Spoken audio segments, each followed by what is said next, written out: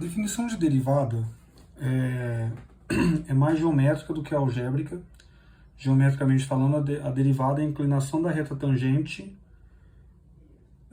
que passa pelo gráfico naquele ponto em que você está calculando a derivada. Fisicamente falando, se você tiver o gráfico da função como sendo a posição de uma partícula, você está calculando a velocidade instantânea. Se o gráfico for a velocidade, você está calculando a aceleração instantânea, né? Dentre outras aplicações. E a definição algébrica, uma delas, é que a derivada de f num ponto x qualquer é o limite de quando h tende a zero de f de x mais h menos f de x. Perceba que isso significa que é a distância do ponto x, f de x mais h até o ponto f de x. Essa é a variação da função f dividido por h. Então é isso que a gente quer estudar algebricamente. Ou seja, o que significa calcular uma derivada por definição? Significa a gente calcular esse limite. Quando ele existe, ele é derivado naquele ponto. Então a gente sabe que a derivada de x² é dada por 2x, se a gente usar a regra do tombo, né? E como que a gente demonstra isso?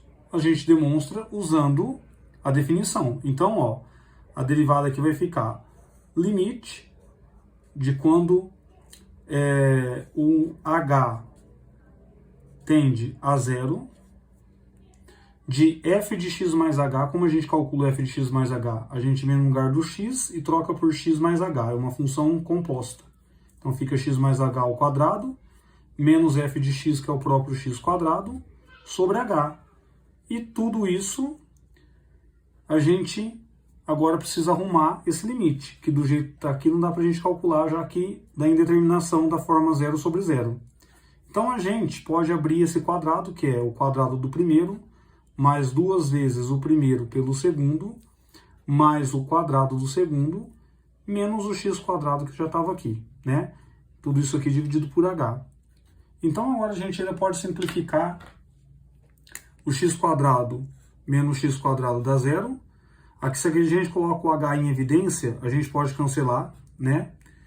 Então, o que resta para nós é a expressão dada por limite de quando h tende a zero. Então fica 2x, já que um h que estava aqui foi cancelado com o h de baixo, mais h² por h, sobra só o h. Então, quando a gente faz o h tender a zero, a única parcela que depende do h é ele mesmo, então vai para zero, sobrando o 2x, que era o que a gente esperava encontrar, já que a gente já sabia que a regra da derivada do tombo, né? A regra do tombo para a derivada da função x² é 2x. Aqui, mesma história. A derivada de g num ponto x qualquer é o limite de quando um certo h tende a zero, da expressão que está aqui, ó, g de x mais h, você vai no lugar do x, troca por x mais h. Então fica 3 que multiplica x mais h, mais 5, menos o próprio f de x. Então a gente coloca entre parênteses, já que tem dois termos, né? Que é o 3x mais 5. Tudo isso aqui dividido por h. Então, só para lembrar, a derivada dessa função aqui é o 3, né, que é uma função afim. Então, a derivada da soma é a soma das derivadas. Derivada de 3x é 3, derivada de 5 é 0, já que é uma constante. Então, é nisso que a gente tem que chegar. Se a gente arrumar esse limite, a gente vai ter limite de quando h tende a 0. Então, aqui vai ficar assim, ó.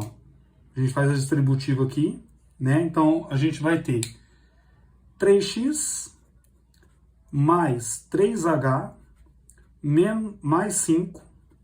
Aqui a gente faz distributiva também, né? Um sinal aqui é menos 1. Então fica menos 1 vezes 3x dá menos 3x. E menos com mais dá menos 5. Tudo isso aqui sobre h. Então, olha, o mais 5 menos 5 dá 0. O menos 3x mais 3x dá 0. Então sobra 3h sobre h. Cancelando o h com h, a gente tem que o limite dá 3, que era o de se esperar, né? Então, quer dizer, Para calcular a derivada pela definição, a gente usa esse quociente quando o denominador vai a zero. Então, relembrando que esse quociente significa a variação de f em relação à variação do x, né, no eixo x, que a função pega o ponto x e depois pega o ponto x mais h. Então, essa distância é h. Ou seja, quando essa distância for a menor possível, qual é o limite da função? É isso que é a derivada.